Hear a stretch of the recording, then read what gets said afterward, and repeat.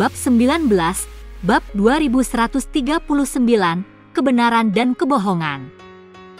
Saat Raja Abyssal berbicara, tatapan semua orang secara naluriah mengikuti garis pandangnya, dan semua mata tertuju pada Yunce. Gelombang keterkejutan berdesir di arena. Keterkejutan berubah menjadi kebingungan, lalu ketidakpercayaan. Apa yang sedang terjadi? Mengapa Raja Abyssal mengarahkan mereka ke Yunce ketika ditanya tentang Ibu Long 11? Pikiran Meng Jianxi berpacu. Interaksi masa lalunya dengan Yunce terlintas dalam pikirannya, dan tiba-tiba, sebuah kesadaran menghantamnya. Saat itu, Yunce bertanya tentang gadis naga berwajah bekas luka. Saat itu tampak seperti rasa ingin tahu yang sederhana. Sepertinya Yunce tertarik padanya, tetapi tidak lebih. Tapi sekarang jelas ada lebih banyak cerita. Saat bisikan dan spekulasi menyebar di antara kerumunan yang berkumpul, Yunce, yang telah berada di bawah pengawasan ketat semua orang, tiba-tiba berdiri. Tanpa sepatah kata pun, bahkan tanpa menghiraukan pertanyaan yang diajukan kepadanya, ia mulai melangkah maju. Langkahnya lambat tetapi hati-hati, masing-masing menarik lebih banyak perhatian, namun ekspresinya tetap jauh dan tidak terbaca. Ia tidak memberikan tanggapan terhadap pertanyaan Abyssal Monarch. Ia juga tidak menghiraukan tatapan yang tak terhitung jumlahnya yang menusuk ke arahnya. Ini adalah tindakan tidak hormat yang terang-terangan. Abyssal Monarch telah berbicara, namun Yunce mengabaikannya sama sekali. Jika itu orang lain, mereka akan segera menjawab atau setidaknya menunjukkan rasa hormat yang pantas. Namun Yunce hanya berjalan maju, seolah-olah tidak ada orang lain di arena yang luas ini, seolah-olah hanya ia dan gadis di hadapannya yang penting. Ketegangan di udara semakin menebal. Apa yang sedang ia lakukan? Selangkah demi selangkah, Yunce bergerak semakin dekat hingga akhirnya ia mencapai gadis naga berwajah bekas luka yang terbaring tak bergerak di hadapan Monarch. Ekspresinya yang biasanya tenang dan kalem berubah goyah. Jantungnya berdegup kencang, rasa sakit yang mendalam melilit jiwanya saat dia berdiri di hadapannya. Kemudian, untuk pertama kalinya sejak dia melangkah maju, dia berbicara. "Yang mulia, bolehkah saya?" Suaranya serak, dipenuhi emosi yang bahkan tidak bisa dia tekan. Tatapannya tidak pernah lepas dari Long 11, beban perasaannya terlihat jelas di matanya. Senyum kecil tersungging di bibir Abyssal Monarch. Tanpa sepatah kata pun, dia dengan lembut mengangkat Long 11 dengan kekuatannya, membimbing tubuhnya yang rapuh di hadapan Yunce. Persetujuannya sederhana, tetapi ada rasa pengakuan yang jelas dalam nadanya. Jika orang yang mewarisi warisan kakak laki-lakinya bahkan tidak memiliki keberanian untuk mengklaim apa yang menjadi miliknya, maka itu akan jauh lebih mengecewakan. Sekarang, semua orang di arena sangat menyadari hubungan Yunce, Meng Jianyuan, dengan Hua Caili. Banyak yang sudah mulai mengantisipasi perseteruan berdarah antara Yunce dan Long 11, dengan asumsi bahwa kebencian dan dendam akan menentukan tindakan selanjutnya. Namun, apa yang terjadi selanjutnya membuat mereka benar-benar terdiam. Tanpa ragu, Yunce dengan lembut membungkus Long 11 dengan kekuatannya. Gerakannya disengaja dan penuh dengan perhatian. "Maafkan aku, 11R." Suaranya lembut, nadanya lembut, membawa kesedihan yang tak terbantahkan. Kemudian, energi cahaya mendalam meletus dari tubuhnya. Cahaya hangat dan cemerlang menyelimuti Long 11 saat energi suci yang murni mulai memperbaiki tubuhnya yang hancur. Keheningan yang mengejutkan itu memekakkan telinga. Yunce, Hua Qingying dan Hua Fuchen hampir melompat berdiri, mata mereka dipenuhi dengan kebingungan dan ketidakpercayaan. Ini bukan yang mereka harapkan. Ini bukan yang diharapkan siapapun.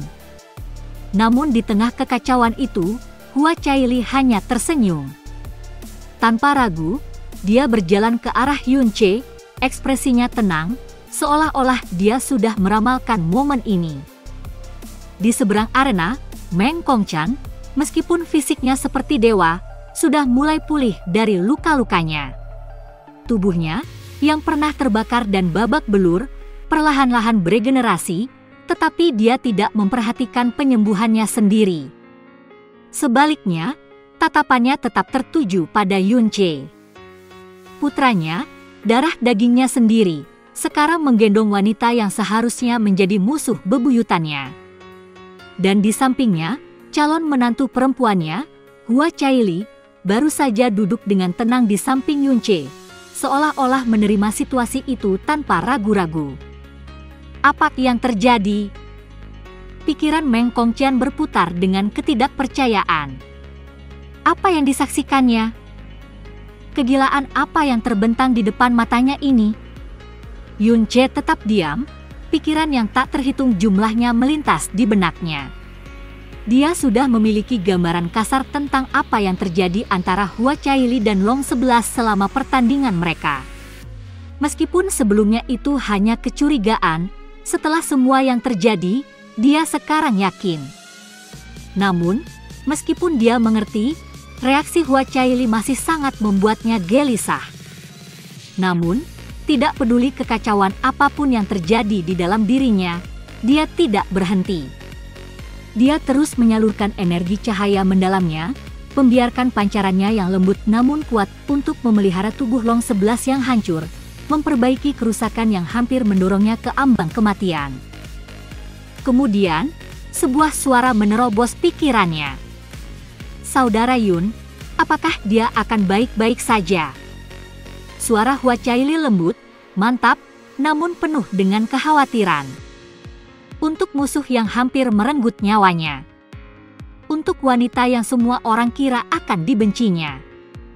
Saat kata-katanya bergema di arena, ketidakpercayaan menyebar di wajah mereka yang mendengarkan. Apa yang terjadi? Mengapa kedengarannya seperti Hua Caili dan Long 11 adalah teman? Ini bukan seperti yang seharusnya terjadi. Yunche tidak langsung menjawab. Tangannya tetap mantap, meskipun ada getaran halus mengalir melalui mereka saat emosinya terus bergejolak dalam kekacauan. Akhirnya, dia berbicara. Suaranya rendah dan berat dengan kejujuran yang membawa rasa sakit yang tak terbantahkan. Bahkan dengan energi cahaya mendalamku, aku dapat menyembuhkan tubuhnya yang terluka dan membantu memulihkan sebagian esensi darahnya yang hilang. Jari-jarinya sedikit melengkung, cahaya bersinar lebih terang saat dia melanjutkan perawatannya. Tetapi akan butuh ribuan tahun sebelum dia benar-benar pulih. Beban kata-katanya sangat membebani ruangan. Dia menyelamatkan hidupnya. Namun harga yang telah dibayarkannya tidak akan pernah bisa dibatalkan. Tangan Yunche gemetar, hatinya sakit dengan rasa sakit yang jauh lebih dalam daripada yang bisa diungkapkan dengan kata-kata. Apa yang terjadi? Gelombang gumaman kaget dan desahan terhuyung-huyung berdesir melalui aula kuno. Udara dipenuhi dengan kebingungan dan ketidakpercayaan. Para bupati ilahi, tetua, dan praktisi mendalam berbisik di antara mereka sendiri, berjuang untuk memproses pergantian peristiwa aneh yang terungkap di hadapan mereka. Caili. Wajah Hua Fuchen dan Hua Qingying menjadi gelap karena kebingungan saat mereka menatap Hua Caili.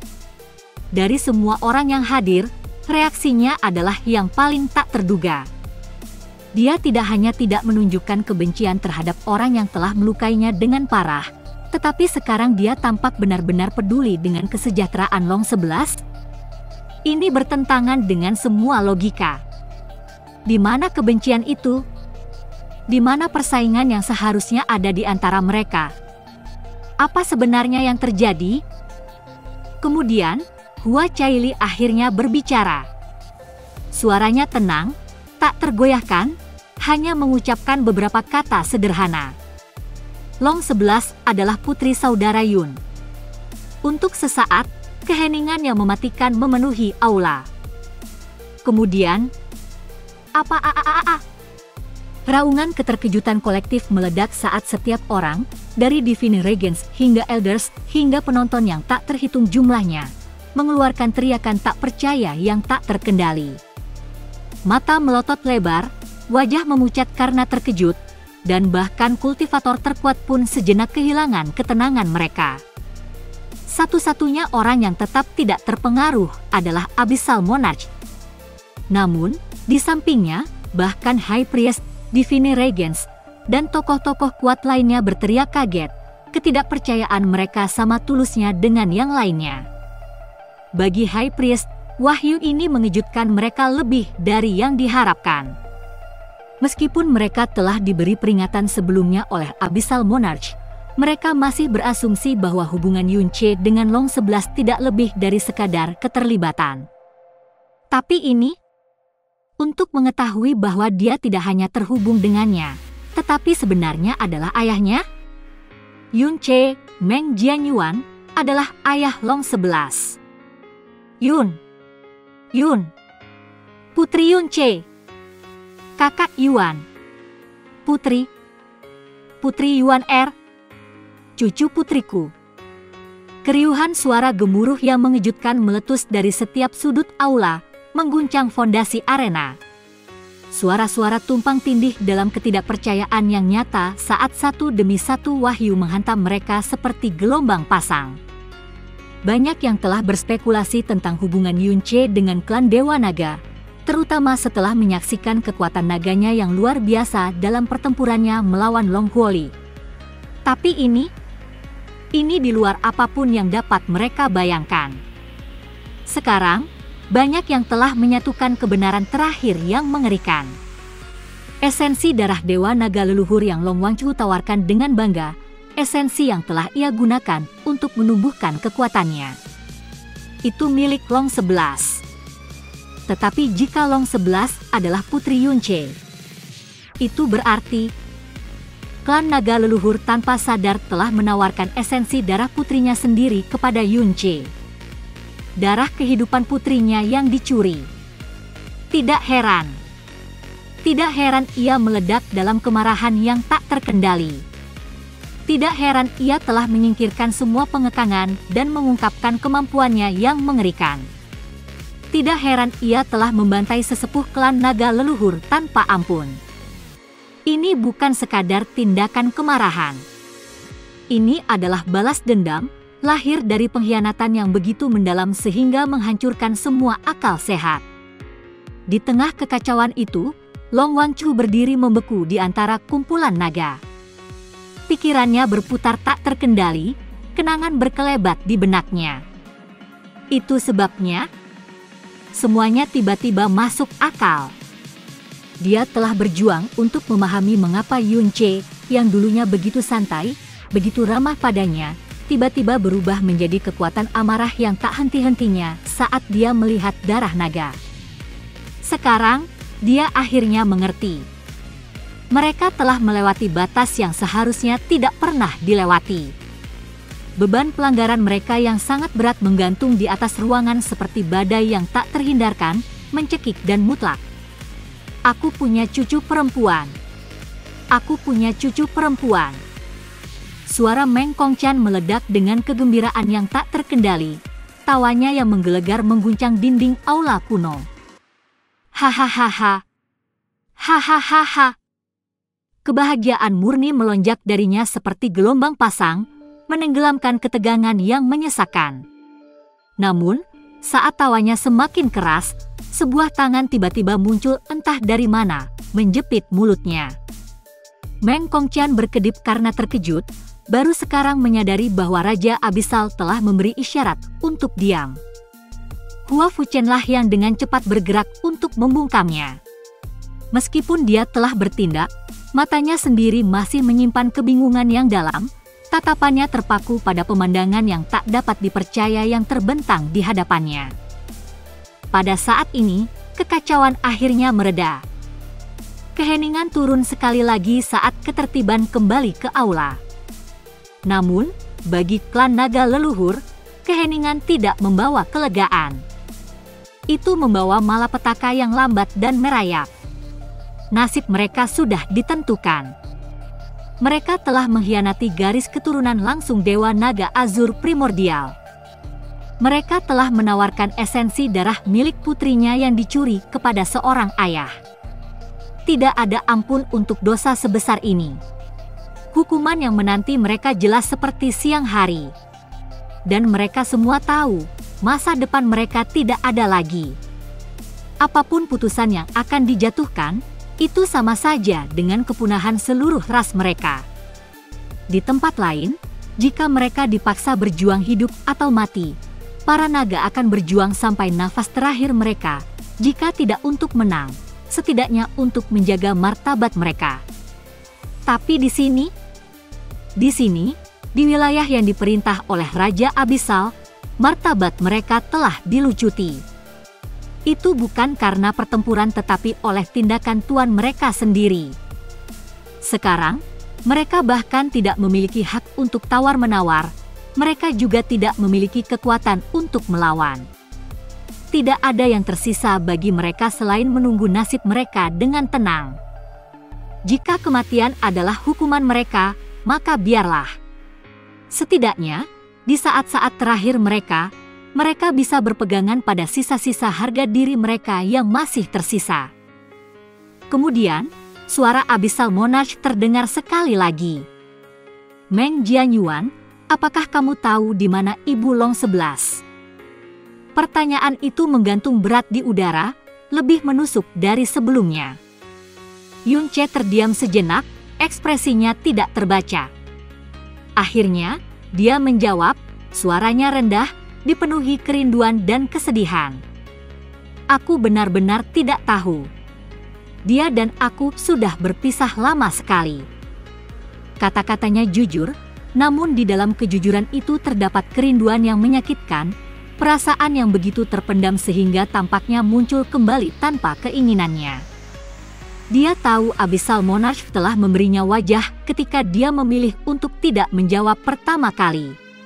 Tapi ini adalah kedua kalinya. Tidak ada yang bisa menghindarinya. Dia harus menjawab. Namun, jauh di dalam pikiran Yunce, badai mengamuk. Pikiran berputar liar, perhitungan terbentuk dan hancur saat dia berusaha keras untuk memahami semuanya. Dia butuh rencana. Penjelasan. Sang raja mungkin tampak santai, tetapi ada sesuatu tentang semua ini yang terasa salah. Terlalu kebetulan. Terlalu terkendali. Rasa dingin merayapi tulang belakang Yunce. Apakah semua ini benar-benar takdir?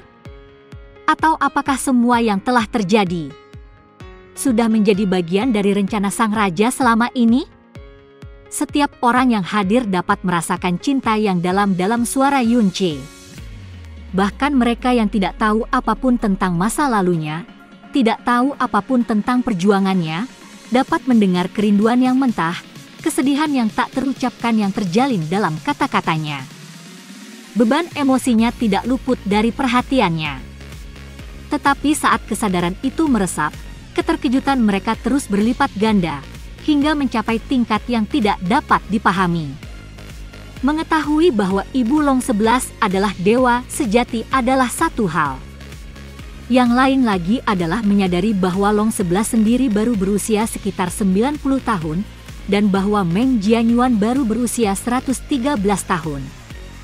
Yang berarti, bajingan Meng Jianyuan itu benar-benar berhubungan dengan dewa sejati ketika dia baru berusia 20 tahunan.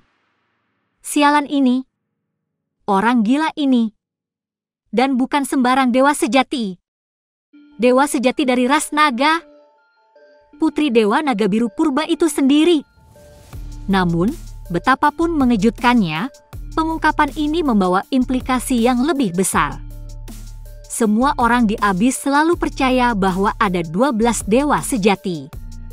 7 adalah milik kerajaan ilahi, dan 5 adalah dewa sejati kuno yang bertahan hidup dari era kuno. Namun sekarang, dengan pengungkapan ini, itu berarti bahwa dewa sejati ke-13 masih ada di suatu tempat di luar sana. Dewa sejati dari ras naga. dewa sejati yang telah lama mereka lupakan. Bagi para naga, kebenaran ini adalah hukuman mati itu sendiri. Alih-alih merasa lega karena dewa sejati dari ras mereka sendiri masih ada, yang mereka rasakan hanyalah keputusasaan. Karena mereka telah berbuat salah kepada putrinya. Karena mereka telah menghancurkan masa depan mereka sendiri dengan tangan mereka sendiri. Dosa-dosa mereka tidak akan dapat ditebus. Kau benar-benar tidak tahu. Suara Abyssal Monarch membawa jejak sesuatu yang tidak dapat dipahami, mungkin rasa ingin tahu, mungkin sesuatu yang lebih dalam. Aku benar-benar tidak tahu. Yunce menggelengkan kepalanya sekali lagi, suaranya mantap tetapi diwarnai dengan kesedihan. Saat itu, karena guru, dia dan aku terpaksa berpisah cara. Saat itu, saya bahkan tidak tahu dia sedang hamil. Baru setelah aku bertemu Long 11 di alam Abyss Qilin, aku menyadari dia adalah putriku dan Shen 11. Dia berbicara dengan jujur, kata-katanya membawa beban yang tak terbantahkan. Pengungkapan itu menyelimuti aula seperti badai yang tak terlihat. Matanya dipenuhi kesedihan, mencerminkan emosi yang tidak bisa lagi ditahannya. Di sampingnya, Hua Caili mendengarkan dalam diam. Dia tidak menunjukkan kemarahan. Dia tidak menunjukkan ketidaksenangan. Dia hanya mendengarkan, seolah-olah dia telah menerima kebenaran. Dan pada saat itu, semua hal dari masa lalu menjadi jelas. Saat itu, di alam Abyss Qilin, Yunce bersikap seolah-olah dia tidak mengenali Long 11. Sekarang, mereka akhirnya mengerti alasannya. Dia benar-benar tidak tahu. Tetapi setelah Hua Caili dan Hua Qingying meninggalkan alam Abyss Qilin, Yunce dan Long 11 pasti saling mengenali setelahnya. Semuanya selaras. Begitu. Raja Abyssal mengangguk kecil, ekspresinya tidak terbaca karena pikirannya mendalam. Di sampingnya, semua orang mulai menyusun kebenaran. Mereka telah mendengar rumor tersebut. Mereka telah melihat bakat mengerikan Meng Jianyuan, seorang pria yang, meskipun hanya berada di alam Master Ilahi, telah menunjukkan kekuatannya menentang semua akal sehat. Mereka telah mendengar bahwa seabad yang lalu, Meng Jianyuan telah menghilang. Dan ketika dia kembali, dia masih menyimpan nama Yunce, nama yang diberikan kepadanya oleh gurunya. Sekarang, semuanya masuk akal. Jika karena gurunya dia terpaksa berpisah dengan Shen 11, maka mengingat rasa hormat Yunce yang tak tergoyahkan kepada gurunya, itu masuk akal. Tetap saja, bagi pria seperti Yunce, bagi seseorang yang telah mencapai segalanya melalui penentangan takdir, seberapa besar hal itu telah menghancurkannya untuk mengetahui bahwa dia memiliki seorang putri selama ini, dan bahkan tidak pernah mengetahuinya. Melihat bahwa ia tidak akan mendapatkan informasi lebih lanjut dari Yunce, Raja Abyssal memutuskan untuk membiarkan masalah itu untuk saat ini. Jika bukan karena kebutuhannya akan kekuatan Yunce dalam rencana masa depannya, ia akan terus mendesak. Namun untuk saat ini, itu tidak sepadan dengan risikonya. Semua yang telah terjadi sejauh ini. Sejak Yunce tiba di Tanah Suci, setiap langkah yang telah diambilnya, setiap wahyu yang telah terungkap, semuanya berada dalam rencana raja. Semuanya berada di bawah kendalinya. Namun dari cara Yunce bereaksi, dari kewaspadaan yang mulai terlihat di matanya, jelas bahwa Yunce mulai menyadarinya. Tatapan Raja Abyssal menjadi gelap, sekilas pikiran melintas di benaknya. Jika bukan karena roh harta karun surgawi, aku juga akan tetap berada dalam kegelapan.